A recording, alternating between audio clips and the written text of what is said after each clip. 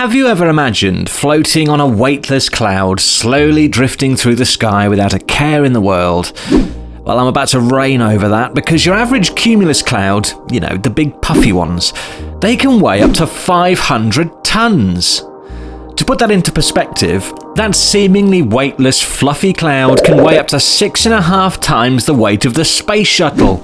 It's about 3 times as heavy as your average house, and 4.5 times as heavy as a blue whale. But how does that amount of weight seem to stay up there and just float along? Well, clouds are made up of water, and water is denser than air. Now, water doesn't float in the air, therefore clouds technically shouldn't exist. But they do exist, and they float around above our heads. So what's stopping them from falling on our heads with all that weight? It's because clouds are made from water vapour that condenses into water droplets, and warm air and water vapour will always rise above the cold air around it. An easy example of this would be to think of when you boil your kettle and the steam comes out and it rises and seems to disappear into the air. That's because as the water evaporates, it creates vapour, which rises because the air around it is cooler. Clouds form when the sun makes warm, moist air by heating and evaporating the water down here on Earth, a little like your kettle just did.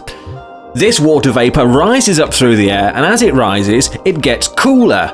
And cool air can't hold as much moisture as warm air, so the vapour has to condense back into a liquid. This is the beginning of a cloud.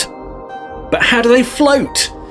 Well, the water vapour condenses into droplets, and they're actually minuscule in size. They're about 20 micrometers across, which is half the width of a human hair, or about the same size as a dust particle. The clouds can float because of the constant flow of warm air rising from the Earth meeting the bottom of the cloud, and that warm air pushes up on the cloud and keeps it up in the air. But they don't float forever.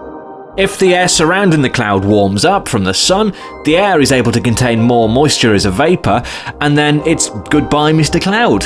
Or, on the other hand, the cloud becomes so large that the water droplets begin to stick together and grow bigger and bigger and bigger until they're too big to float around in the air and they begin to fall. Now, if you look up at this kind of cloud, you'll notice that you'll start getting wet because it's raining and you should probably go back inside.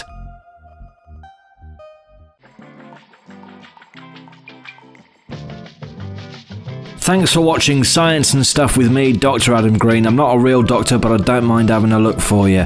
If you enjoyed the video, make sure you like, subscribe. Don't smash the subscribe button, just press it gently. Thanks!